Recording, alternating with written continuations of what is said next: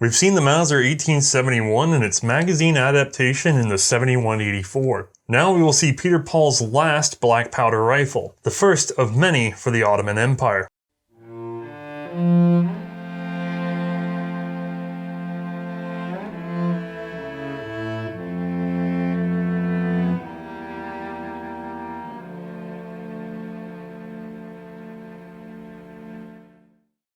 Hi, I'm Othais, and this is the last of an era. This is the Ottoman Mauser 1887 black powder small bore rifle. Unique and beautiful, so let's get it over to the light box.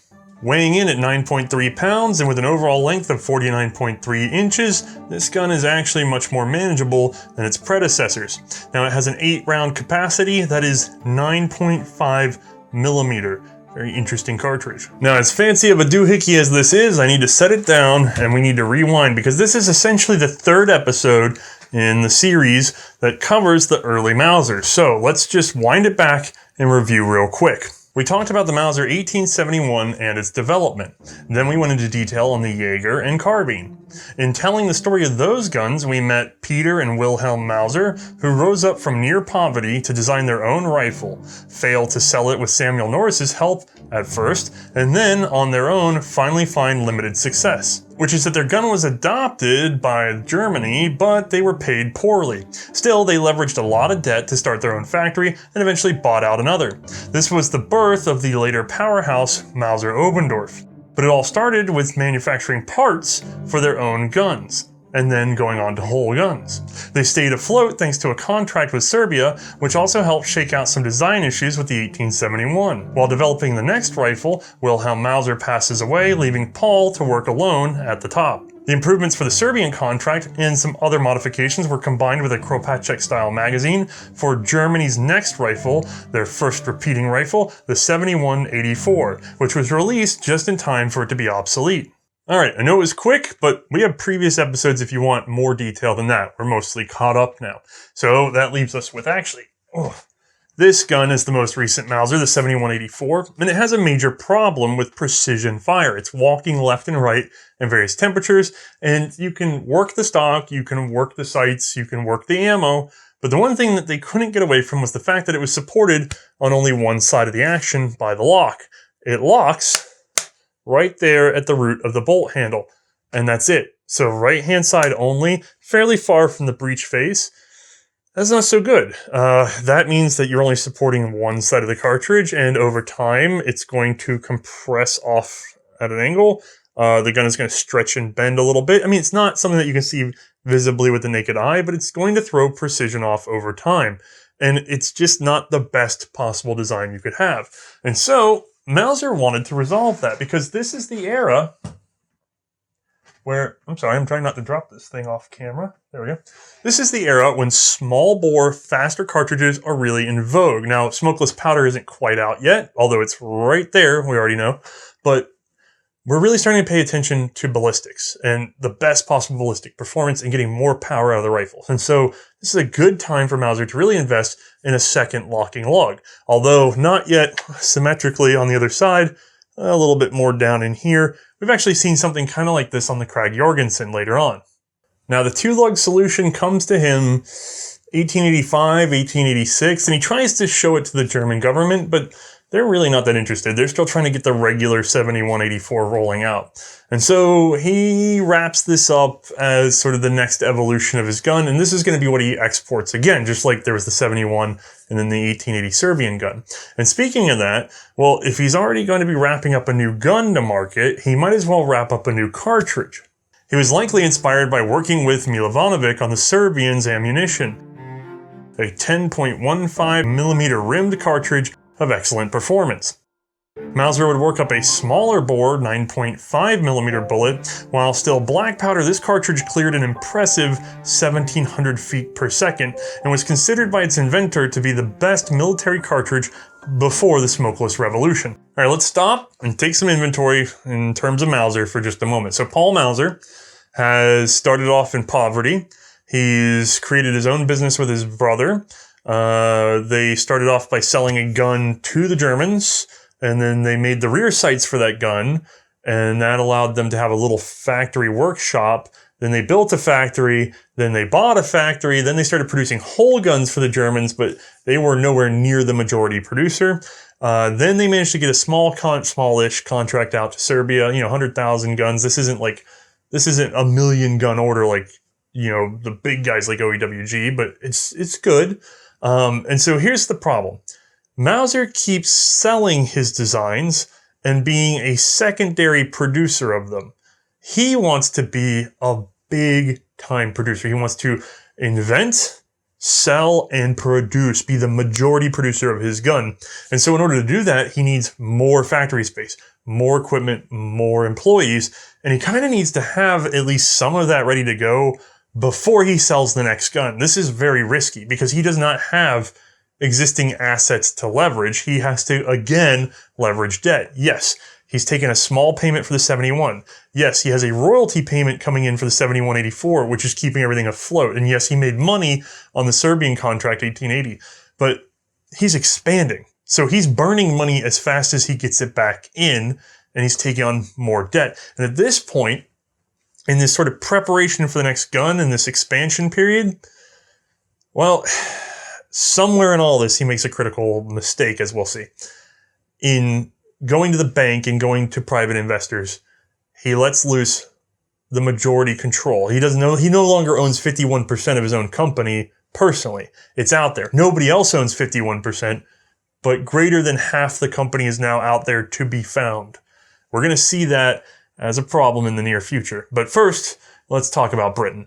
You see, they had not yet adopted that Lee Metford rifle that we're so familiar with, and they were still getting by with the single-shot Martini, while the French had, basically adopted the Lebel almost at the same time. During this period of tumultuous arms development, Mauser hoped the British government would be interested in adopting his rifle. Now, we know in hindsight that Mauser was wrong about this. The British were only going to do what they wanted to do, and they weren't going to go with this German design. But this is kind of interesting. This is the second time this has happened to Mauser. He goes to the Austrian trials and tries to sell his gun, and he's there too late and something else gets selected, but somebody takes note and introduces him to Samuel Norris, and then boom, this whole adventure kicks off. Well, it kind of happens again. He goes to these trials. It's kind of too late, but while he's there, he meets a German man now living and running a business in Britain, Joseph Jonas. This man has a friend and associate who has worked with previously and off and on down in Istanbul, the Ottoman Empire. Now, this man happens to know, with his ear to the ground, that the Ottomans are going to be running rifle trials very soon, and they're looking for like 400,000-ish rifles to buy. Now, that man is August Hubie, and Mauser is very interested in this little bit of gossip. Since I knew from my childhood that the Turks always wage war, so I thought that this can be a country to which we deliver. But instead of charging headfirst, he actually sat down with a fast-growing rival out of Germany, Ludwig Loewe. He was at the time Germany's largest machine tool maker, having started a business back in the 1850s and doubled it over and over. Loewe was most known at the time for his sewing machines. However, just like Mauser Oberndorf, he had contracted to manufacture 1871 rear sights, and having tasted the arms industry, he went in for more. We've actually covered this a bit in our Smith & Wesson number 3 episode, as Loewe would produce some 70,000 or so for Russia. An engineer and designer at heart, in the 1870s, he had brought in his more financially minded brother Isidor. This would prove a wise choice because, despite the pair of them meeting with Mauser in May of 1886, only Isidor would survive the year. So while Ludwig had been on hand for most of the planning, the bulk of Mauser's interaction to come would be with Isidor. So what are these 3 German industrialists scheming? Well, the stories I have read vary, but I am betting on Ludwig being the one who actually introduced Mauser to Joseph Jonas in Britain. So the Loewes likely kicked all of this off. They wanted in on this Ottoman's firearms contract, and we'll see that they had men on the ground ready to help with any attempt to influence the Ottoman government. But there was one problem. Mauser had the best German rifle in production at that time, and a better one, as we've seen, on the way. And so they wanted to make sure that they didn't accidentally knock each other out of the running and give an advantage to somebody outside of Germany. Instead, they would just go ahead and happily split the pot. Now again, there could be another potential rifle considered by the Ottomans. I mean, the Americans had some good stuff. There's good stuff coming out of, England and Austria and all sorts of stuff. But Germany had one distinct advantage in the Ottoman Empire: Goltz. Born into an impoverished family, his former soldier/farmer father would pass when he was just 6 years old. Goltz sought out a military education and excelled, entering the Prussian infantry in 1861 as a second lieutenant. He fought and was wounded in the Austro-Prussian War. During the Franco-Prussian War, he would serve as staff for Prince Frederick Charles and took an active role in several battles. In 1871, he was promoted to captain and took up a professorship in Potsdam. In that position, he was mostly known for his writing on strategy in military history. Goltz was actually a proponent of total warfare, in which the entire state focuses its resources into a conflict. Of course, being a World War I show, we completely understand this, but at the time it was quite novel. In observing the Franco-Prussian War, Goltz had correctly realized something new was on the world stage. Previously, you would raise an army, and then you would wield the army. And if the army broke, well, that was pretty much the end of the war, right? Well, if someone else came in and ruled your people because of that, or blah, blah, generally the sort of peasantry, as it were, the common man, didn't really care that much who was here. They weren't as invested in the nation as you might think. Well, that's changing. We saw that with the immediate and total victory of Germany in the Franco-Prussian War. And then the war didn't end. The army was crushed, the government was crushed, and the people rose up out of nationalism. It's a whole thing. I mean, you guys, we've talked about the Franco-Prussian War. I'd love to actually do like a big thing on it with the weapons and other things, because so many things get dragged into it. But check your history books and look at this. This 2 stages of the Franco-Prussian War. So you can very clearly see the Germans go, aha, we got it. Why are they still fighting? What are these people? And then just this complete reorganization, right? Well, Goltz correctly keyed on the fact that nationalism, well, that changes warfare a lot, because now the entire country is engaged in war. You produce for the war, you can run your economy on war, you can do also, and again, we see this in World War I. So he's actually quite right about the future. And not only is he just saying, he's not saying it despondently, he's not going like, oh, woe is us, this is the future. No, he's going, that's what we want, we should do that. He's a proponent of it. Whew. Anyway, another war would actually be the more defining moment for Goltz's future. The Russo-Turkish War, which was so responsible for the repeater movement, was also a big change for Goltz, even though he didn't serve in this conflict at all. Instead, the crushing defeat of the Ottomans spurred them to seek aid from Germany in reforming their army, and Germany sent Goltz. He would head down to the Ottoman Empire and, well, basically reform their entire army officer program. So he extended the length of their training, the depth of their education. He raised what was basically known as the Goltz generation. And a lot of these guys are going to turn up in 1908. Just a little hint for the future there. But he taught that nation at war philosophy that he knew so well. He told them that they must blend the military and the civilian, and they must always be preparing for war, whether they are in one or not. That way they are prepared for war. It's actually not a bad thought. It's just, oh man, is it over the top. So Goltz pushes all of these big changes in the Ottoman Empire, but we're an arms show. We're not really a strategy show. So when he shows up, what does he find in inventory? Martinis. Peabody martinis.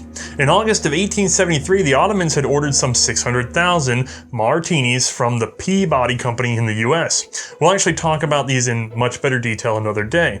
They also had several 100,000 British Snyders still in inventory, and about 10,000 Winchester 1866 repeaters. Repeated losses had left the Empire in need of more arms, and it was indeed time to upgrade. Now, while Goltz was plugged into the officers program, he may not have known about the rifle program, or if he did, he may not have thought to necessarily pass it to the specific people. You know, how people are linked up is whatever. What we do know from letters is that August Huby, the previous mentioned man, shared this information with his friend in Britain, Jonas. Jonas shared it with Mauser, linked them together, so now it's Mauser and August working together. Once Mauser starts working with August, he's introduced to Goltz, and then also Isidore Loewe, well, at that time, Ludwig and Isidor Loewe are sitting in the wings, sort of working with Mauser, trailing gently behind him. Now, Loewe and Mauser agreed to split production with a slight bias in favor of Mauser because it was his design that they were going to sell to the Ottomans. Okay, all caught up. So here's our team ready for action. And curious note, they would actually work out a coded message system where they substituted important nouns, names, places, guns, that sort of things. They would just replace the noun with some ubiquitous German name. And that way they could write freely to each other without risking interception and without people sort of taking offense to them frankly discussing what they were trying to accomplish. So Mauser brings the hardware and Goltz is there along with Huey, both of them to back the project, although Goltz's opinion really matters more, and to help Mauser with any sort of cultural phenomena. So not only do you have the chief German military advisor at the time saying, this, go with this is what we like, you also have sort of this ability and experience to mesh sales of foreign goods in the Ottoman Empire being passed to Mauser, who has already been a quick study, as we saw under Samuel Norris. So he takes to it very quickly. And so they really just avoid what would probably be the biggest problem for this trial process, which is not having the best gun necessarily, but offending everybody the least. And that helps a lot. Like, it goes a really long way to not leave a bad impression on somebody, because it's not just that sort of, do I want the best gun, period. You have to rely on the foreign producer to actually produce the gun for you. So there's trust there. You want to feel like this is a person who's going to honor this arrangement with you, because otherwise you can get left with a lot of cash in the wind and no guns in your hands in this period of time.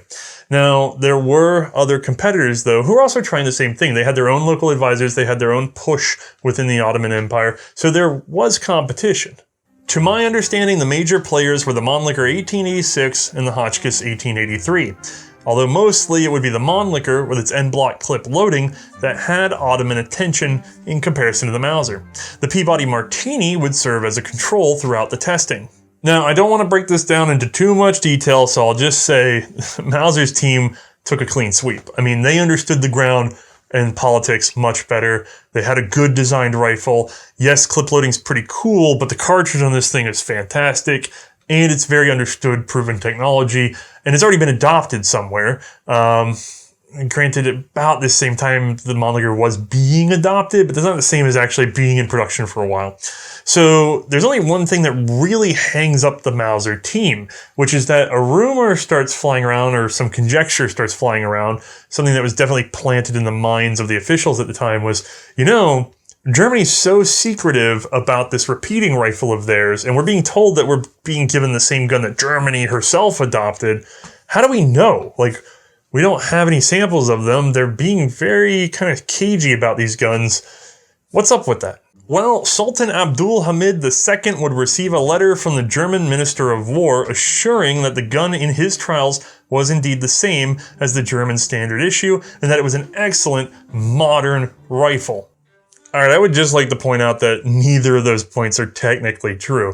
This gun is definitely not the same as the 7184 we saw before. However, that gun, the 7184, is actually, I think, inferior to this one. So, crud. Okay, well, also, the 7184 isn't that reliable. Like, they're already having some problems with it that they're not telling the Ottomans. You can tell why people have trust issues, but I think it all kind of comes out in the wash because most of the problems they were having were really resolved in this gun, and it has a better cartridge. So if you want to hear it's the same and that makes you feel better, even though it's technically better, fine, it's the same. It's a little bit better. Heck, even German Chancellor Otto von Bismarck would praise the rifle to the Ottoman officials. So everyone was in on this one. They really wanted the Ottomans to adopt a German rifle. So on February 6, 1887, the Sultan would approve the adoption of the now model 1887, from the Mauser and Loewe companies. Oh, and you guys know what that means. That means that that's this gun right here. So we finally have our beautiful Ottoman repeating rifle. So let's get a closer look. zooming in. Ooh, hey. This thing's #1 gorgeous and in beautiful condition. I want to thank you to our friend John, who has lent us so many things for the show. I actually kind of hate you. I hate you. But I also love you. So, look at this gorgeous gun, right? Let's rack her back. Straight wristed. No sling swivel there. Sling swivel here at the trigger guard. Pulling forward. Barrel bend. And then forward band with sling swivel. Side mount bayonet. A full length clearing rod all the way down. Beautiful. This was actually omitted from the Germans, although they did trial something similar to this with the 7184. They decided against it. Well, Ottomans took it. And I'm not even sure that this is in a position to act as a stacking hook. And this is not a stacking swivel, so I guess they used the bayonets to stack. Let's get her back. We've got a definitely German-style rear ladder sight. This is just like the 7184, but obviously these are not German numbers. Okay, I'll get you guys a little close-up on that one. So again, we have the sort of 3-position sight with the regular notch. We can flip this guy up to get a little more range, and then we can pop that up for a nice long-range dial in. Now, I'm gonna pop this back. We have the mark of our beautiful Sultan right here. That represented each Sultan. In this case, I've done my best to reproduce it. And then, walking down, we have our 7184 style action. It should be very, very familiar. It's got the same magazine cutoff with the same issues. It needs to be open, back, and with that elevator up in order to switch over. The elevator works exactly the same way. The only big difference is going to be in the cartridge, which actually, before I make a mess, and excuse me, I'm wrestling a bit. There's our cartridge. So looking at this, that ain't so bad, right? Like black powder era, this is very modern looking. Let's look again, look. Nice, right? 9.5, good length. I'm gonna tell you, Jay did the hand loads for these, and it took some effort, don't get me wrong, to bring back a one-off old cartridge like this. This has got to be one of the nicest black powder cartridges I have ever handled. I'm frankly in love with this little thing. Congratulations, Paul Mauser. I might agree that this is like the ultimate black powder cartridge. It's beautiful.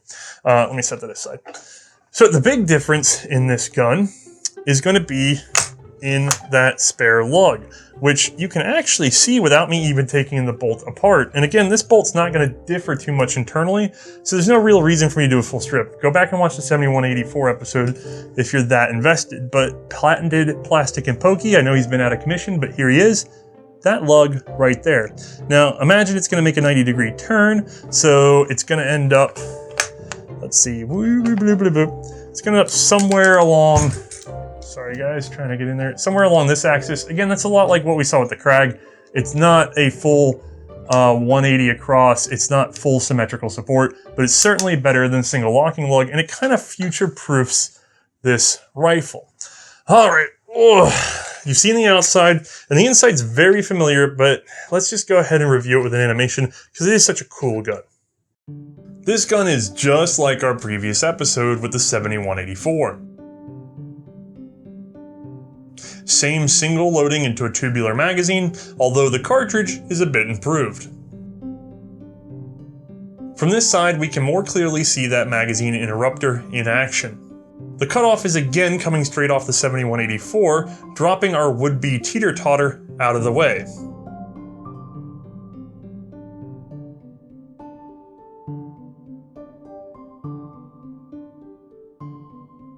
Levering the extension back up allows the guide rail, built into the ejector, to tip that elevator down and up for magazine feeding.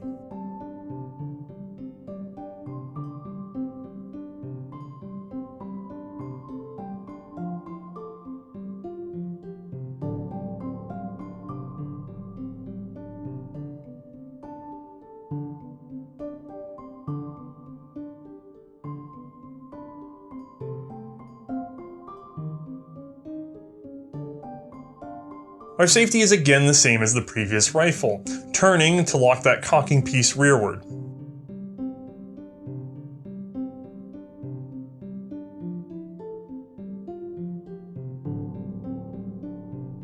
And here, that is the extra lug we've been talking about, the big departure from the previous design. Not perfect, but certainly an improvement.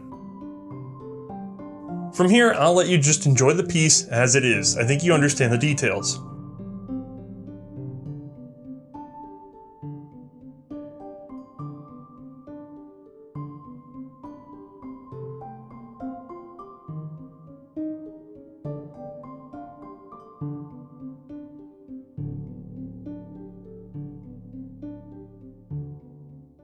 And now, let's get this over to Mae.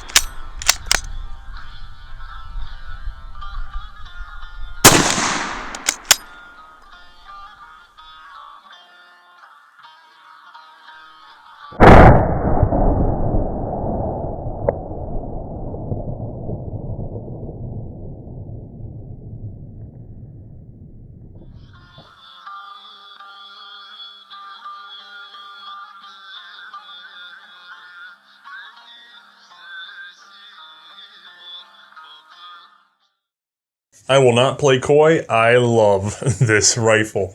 But we'll get Mae's opinion in a moment. Instead, I want to point out that we wrapped up our history on the adoption of this gun. So now we need to talk about what happens after that. Oh, by the way, there was a carbine version. Very, very few, very rare.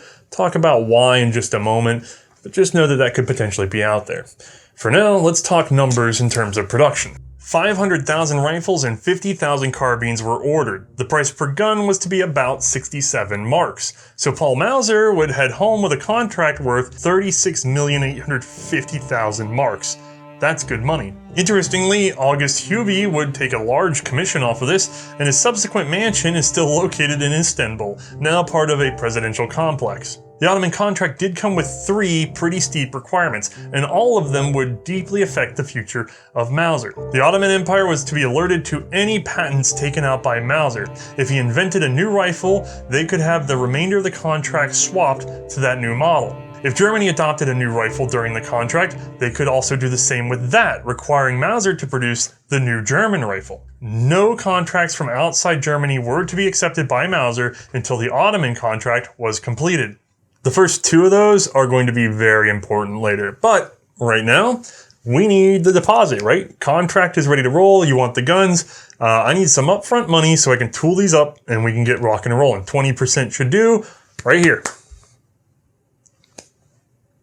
That's right, we're dealing with the Ottoman Empire. So, they don't have a lot of cash on hand, and there's not a lot of foreign banks that are too eager to loan to the sick man of Europe. They seem to keep ceding territory everywhere they go. And while the Sultan would go and check his collective couch cushions for coins, this project would stall for 6 more months, which is annoying and potentially risky in terms of paying your bills, but it actually turned out to be dire for Mauser that this time elapsed before full production of the contract really kicked off, before the money came rolling in. It caused a lot of change. Recall, Mauser's deal had primarily been with Ludwig Loewe. His brother was just sort of a business partner, he was not the leader. That deal was for Mauser to produce 270,000 of the 500,000 rifles and 25,000 of the 50,000 carbines for the Ottoman contract. And the deposit came late. Well, by that time, Ludwig had passed away, and Isidore was at the head of the company. And without the cash payments from the Ottomans, Mauser wasn't paying back the bank very quickly. So, in December of 1887, some time after the payment finally showed up, tooling happened, and then we're getting stuff done, two important things happened. One, the first, production Mauser 1887 comes off the line and is successfully test-fired and demonstrated for delegates from the Ottoman Empire. It is a big deal, it's a beautiful rifle, and it's exactly what we've got in our hands now. Congratulations, Paul Mauser has hit the big leagues. He has foreign contracts of significant size. Selling to little Serbia, this is an empire. I mean, yeah, it's the old empire, but still, it's got some prestige behind it. This is a big moment for him. At the same time, it's a big moment for Isidore Loewe, who has quietly gone around and bought out a couple of investors in the Mauser company. That's good. He has a stake in what's going on with his partner. And then he buys out a bank, an entire bank in Württemberg. The bank that held most of the debt for Mauser Oberndorf.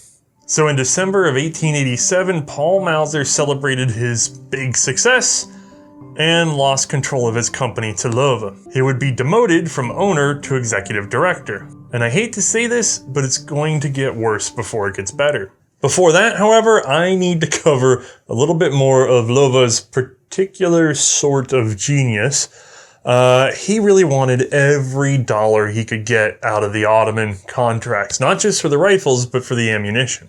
And so, at the same time he's buying out Mauser Oberndorf, he's also flexing on a number of ammunition manufacturers, because the Ottomans are avoiding monopoly deals. They know that they're in deep with Germany, but they don't want to be exclusively locked in. But Germany keeps offering them special privileges. And so Loewe wants to make sure that the German offer beats out the French offer or anybody else. And so to do that, he wants to keep the internal German cartridge companies from fighting amongst themselves. He wants them to agree. And the easiest way to do that is to sort of insert himself into each of them. He partnered with Pulverfabrik Rottweil Hamburg to try and hold the reins, but when this failed, they went a step further. Loewe would buy out Deutsche Metallpatronenfabrik Lorenz, and this series of unpronounceable German words. I surrender, guys. With this, he would form Deutsche Metallpatronenfabrik Karlsruhe. Now, each company kept its own separate identity, nominally, despite being part of this bigger partnership, which probably helped with not looking like a monopoly, even though... but regardless, Loewe got what he wanted. Contract for 100 million cartridges for this rifle right here. Brilliant maneuvering.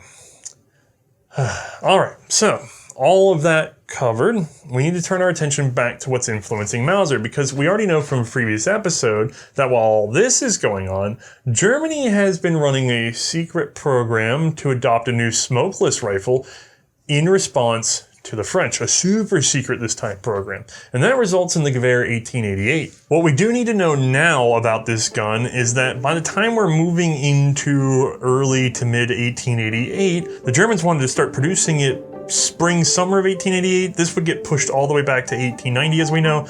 But being a major tool maker, Isidore Loewe would have known that this gun was on his way and probably tipped off Mauser, because we're going to see Mauser react very strongly.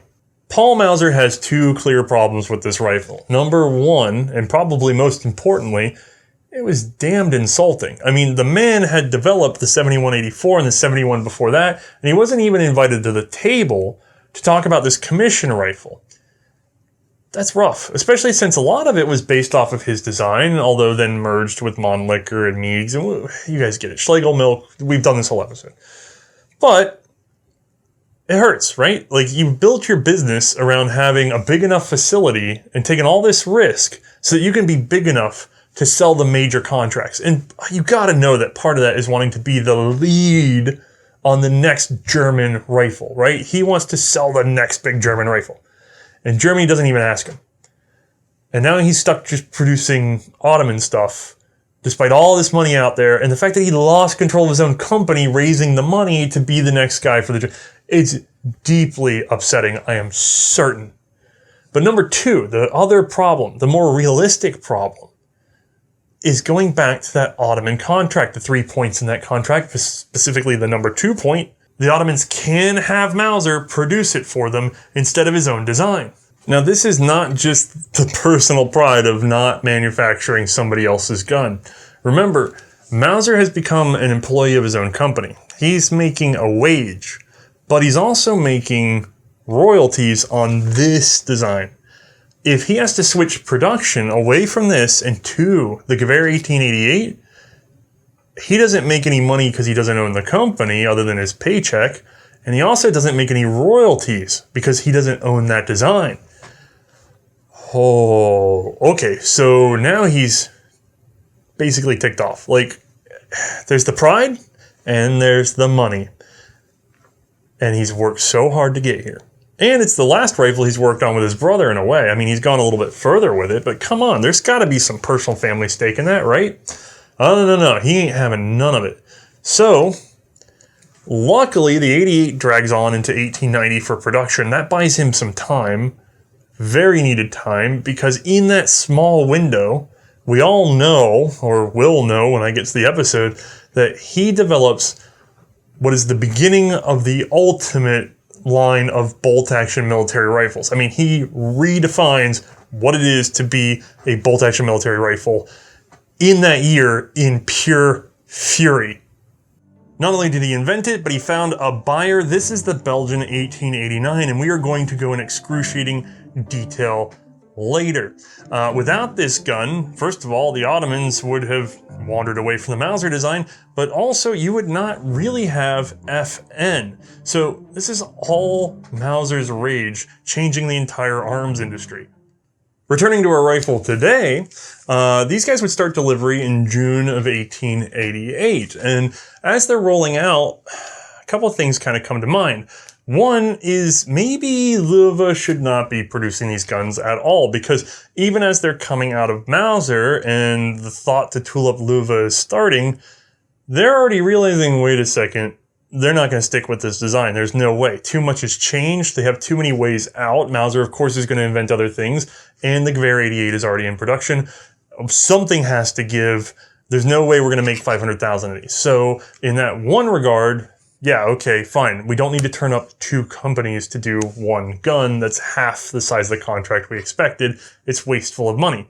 And then 2, it actually created an interesting opening, because Mauser Oberndorf was asked by Germany to produce the Gewehr 1888, and they could, because the Ottomans said, you can't produce for anybody but us in Germany. That's it, us in Germany, which is why when the Belgian drops, Mauser can't make it for them. He's working for the Ottomans. They're not Germany. The Belgians have to make their own factory. We'll get into all that. So he can produce the 1888, and Germany's asking him, and Loewe controls his company, so they could tell him, yeah, make it. But they kind of give him an easy one out. They're like, look, you make the 87s, we'll make the 88s. That'll be fine. And to be fair, there's probably more money in the 88s for Loewe at that point anyway, to be tooled up on what's going to be the German standard. Although, yet again, we know that doesn't last forever. This is a very tumultuous period, and we have a lot of episodes covering everything around this, so I guess keep watching. Anyway, since Mauser is the only producer of this gun, it makes it a little easier to track the numbers. The Ottomans did switch their rifle model early, meaning only 220,000 Mauser 1887s were shipped before they exercised that right to upgrade. There may have been as many as 4,000 carbines produced, but these are really shaky numbers, and very few of them have ever really been witnessed in the field. That means that the primary service life, the time in which this gun was the most advanced rifle in the Ottoman Empire, would be very, very short. This gun was displaced almost immediately. Now, it doesn't mean it didn't serve for a while. We'll talk more about that in a moment, but it doesn't mean that nobody's really commenting on it. There's no point in complaining about or praising a gun that's already been replaced. Like, who's going to bother writing it down? You just, look, you got what you got. We'll burn up all the old ammo, and then we'll sell them off and get something else. It's not our frontline rifle. We don't care about it that much. And so it makes it very hard to report on how people felt about this gun right away. Instead, more of the onus, at least for a very brief period again, as we're going to revisit the Ottomans very often coming up, the onus would shift to the model 1890. This is a derivative of the Belgian 1889 with that new cartridge 7.65 Mauser, a smokeless repeating rifle with a stripper clip feed. It's beautifully modern. We'll talk about it again later. Okay, so like 3 years of frontline service life. This is the Ottoman Empire, right? There's a number of little satellites that are peeling away. There's a revolution or war every other season. So they should have gotten some sort of frontline now. This was actually a very calm period, weirdly. As a matter of fact, they would have to wait until about 1911 to really get up into any kind of fighting. And then again, way off the frontline chain, you're going to see a lot of Ottoman Mausers rolling through by then. That, of course, would be the Italo-Turkish War. This is where Italy carved what is now Libya away from the Ottoman Empire, which might have actually been a more likely candidate for this second-line rifle because it was a little remote. And then following that were the Balkan Wars, which were basically, and by the way, do your own reading on this one because I'm just summarizing here, everyone hates the Ottomans, followed by we also don't care very much for Bulgaria. Again, possible use of the 1887, but I've had a hard time tracking proof of any one gun being fired in anger. So I'm sorry to say that this is another one of those 7184 situations where we have a beautiful and somewhat revolutionary gun that is immediately wiped out by the smokeless revolution. This is just one of many little brilliant repeaters that just existed in this bizarre little pocket right before Powder B. So it's sad because there's so many things that are sort of unloved in that one little squished segment, and I don't know. It feels like a lot of countries were trying very hard to get ahead and just were immediately slammed down behind. And I wonder how many times they expected that to just keep happening. Thankfully, it seems to only have been that one big jump. All right, so this gun really gets shipped out. The final shipments are moving out March, April of 1891. They're hitting the Ottomans a few months later as they ship. And now the factory's sitting around with just stuff, like just pieces and parts, receiver stocks, spare inventory that really can't be converted over to the 1890 or any other stuff that they're working on at the time. And you can't do a lot with it because smokeless is it now. Nobody wants black powder. So a lot of it kind of sits in inventory for a while. And then later on, some very interesting variants start to show up. One that we understand well is the Württemberg-issued 1887s. They're just the same as the Ottoman model, but with German slings. They would be commandeered for use by several Württemberg regiments in rear echelon duty during the Great War.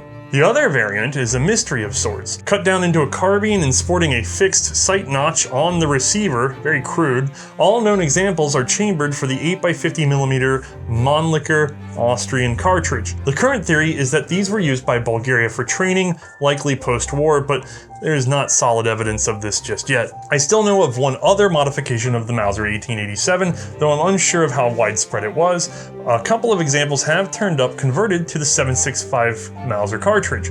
I don't know of any certain model name for this rifle, and I'm unsure of how it was done, troublesome. But we do know that the Ottomans would convert other rifles like the Peabody Martini.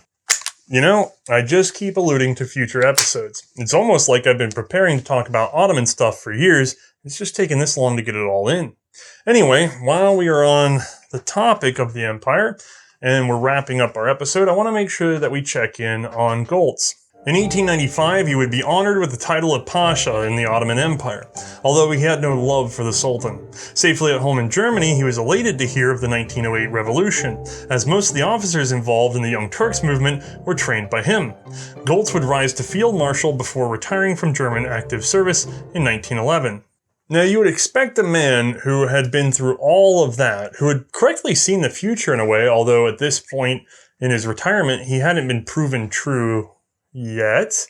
You'd expect that that was enough, right? I mean, this guy, he learned fluent Turkish and left an impression on an entire empire. I mean, unified Germany and the Ottoman Empire in such a way that we're going to see them as partners in World War I. I mean, that's huge. Gallipoli, all this other, I mean, it's all coming from these relationships, right? That'd be a good enough impression for anybody. But then his legacy doesn't just stop in retirement, because he actually comes back out when war were declared.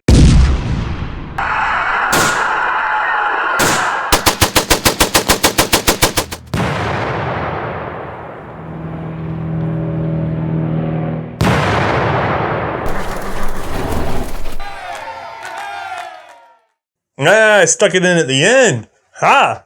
All right, so Goltz would actually become the military governor of Belgium during the occupation in World War I.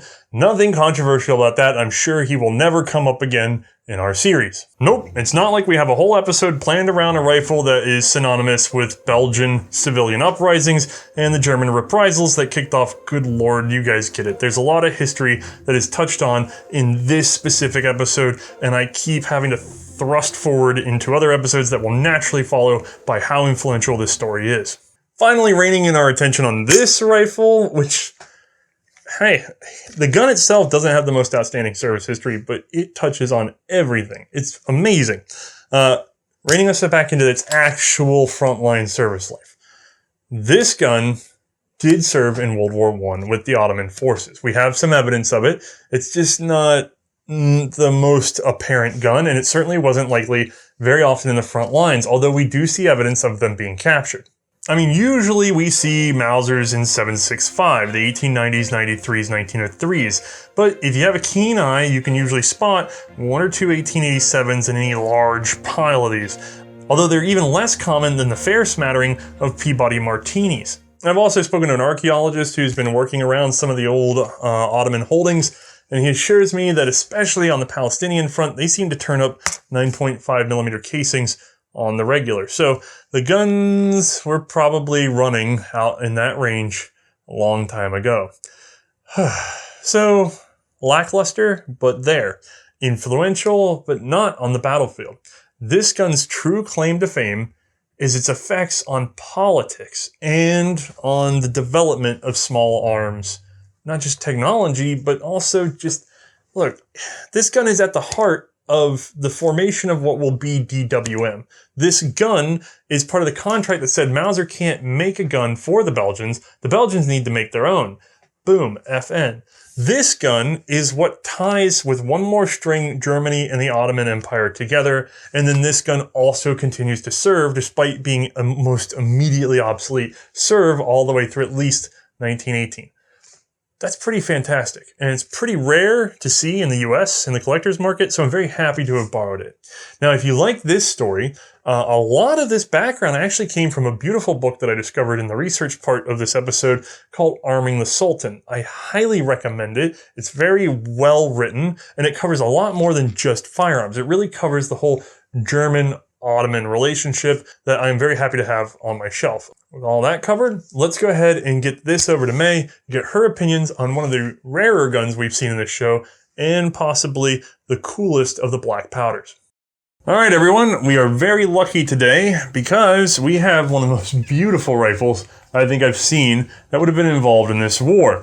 And we're going to give it to one of the most peopleist of peoples I've ever known. So let me just hand that there.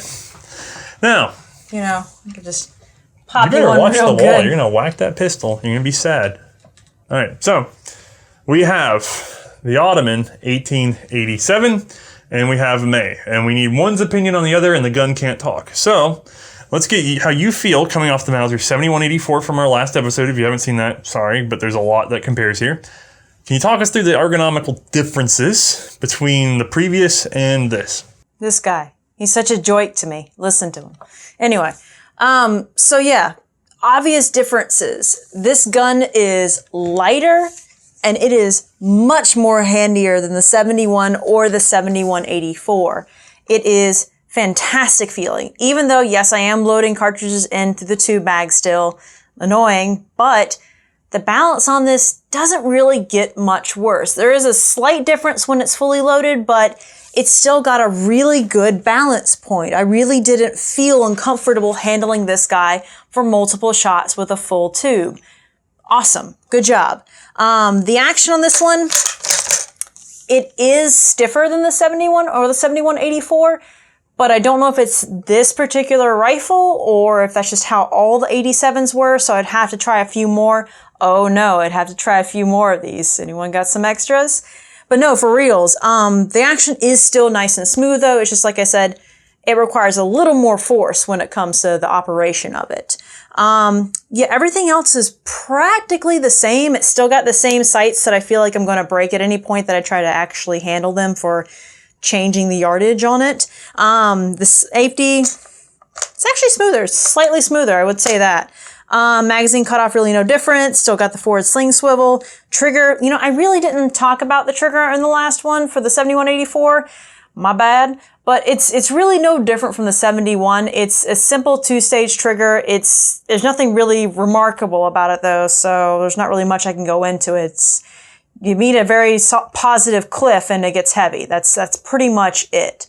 But yeah, ergonomics wise, it's lighter, handier, easier for me to manipulate or move with, so it's already got some pros with it there.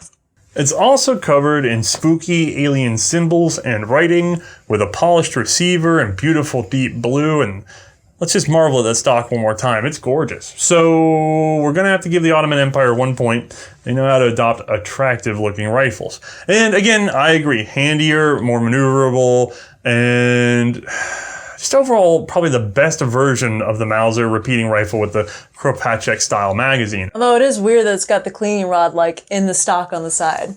It does kind of clank around when, like, you hear that extra little tang? Yeah, it's cleaning rod just wiggling around in there. It's had over 100 years to get that way. So, yes, it does have the clearing. Also, I already covered this. That doesn't seem to give you enough room to be a stacking rod either. So, just out of curiosity again, we have our 9.5 millimeter cartridge. This is going to be what she's shooting out of the rifle. So now, although it's very similar to 7184, this has what Mauser considers to be the ultimate black powder cartridge as its chambering. So was there any real difference or any real love for this particular black powder cartridge? So in case you guys didn't notice, on the 7184, my shots were kind of spread a bit wide. Yeah, there was a lot of weight to that gun. I wasn't really focusing on my shots, but there was also a lot of recoil and reset as a result required to shoot that gun. So yeah, my shots weren't fantastic with it. This cartridge, this 9.5, was phenomenal. That combined with the gun itself, they worked beautifully together. I had a fantastic grouping. I think I had like maybe 1 or 2 like originally in the beginning that I wasn't as tight with the grouping as I would have wanted to be, but the overall, like where most of my shots hit was beautifully centered. Like it was fantastic. It is honestly one of my favorite cartridges today. It's my favorite black powder cartridge. It was amazing. Yeah, I snuck a few shots myself, and I'm going to tell you, overall recoil's down. The gun itself is lighter. It's more, it's easier to handle. It's not as front heavy. It's just easier to hold on target. I feel like these sights were just an itty bitty bit taller, although I don't know that they were any deeper on the V-notch. They just presented really well. This, again, is, I think, the perfected tubular loaded Mauser. And there's also some future proofing here because we have 2 locking lugs, so it can take a little bit more heat coming out of that cartridge. It might even be, and I haven't seen it tested, it might even be safe to move into a smokeless powder, but not necessarily a full load. Again, though, this thing's pushing over 1,700 feet per second on a 9.5 millimeter cartridge in 1887 before we get to the adoption of smokeless powder. It really might be capable. I mean, it's pretty good. Like, it's not super long range, perfectly flat, whatever, like we see with these hyper fast 6.5s. But in terms of World War I distances, it's not a bad cartridge. I mean, it's not, again, the problem is black powder, a little plume of smoke, although not nearly as bad with this smaller bore. So, that in mind, does this make it into the war? Is this a World War I acceptable rifle? You know, I would like to give this gun a yes just because I personally had so much fun shooting it. But there's so many things that just kind of ding it down past the acceptable range that it just doesn't make it. And that's, you know, one, we talked about the black powder cartridge. It's still black powder, that plume of smoke. That's really not going to help me out there. It's still a tubular magazine. There's no rapid reload on this. And plus tubular mag, the weight's changing like through the more rounds I've got in there, it slowly changes as I'm emptying it.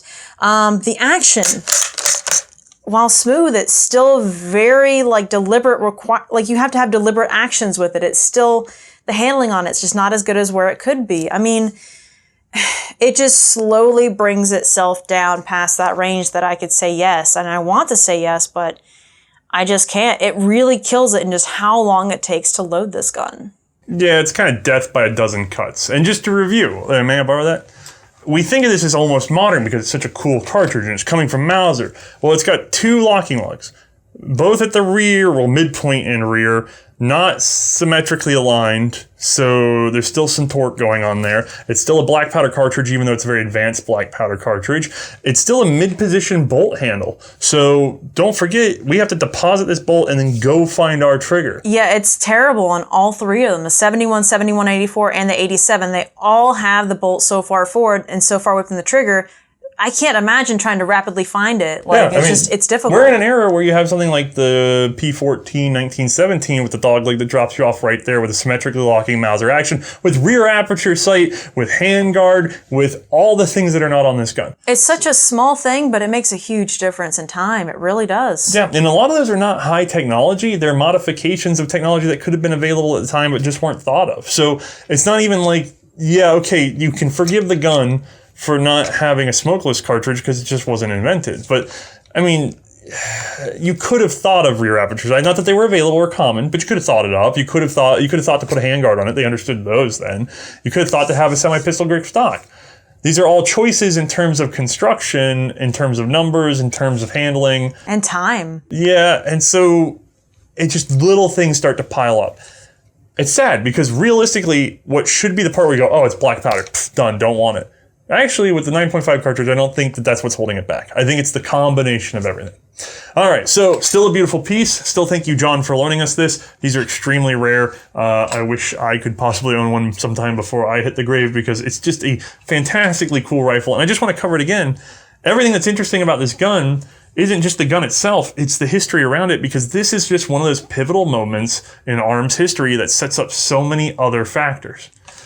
All right, well, is there anything else that you would care to add? No, just, John, you got any spares? All right, well, thank you, and we'll see you next time. Bye, guys.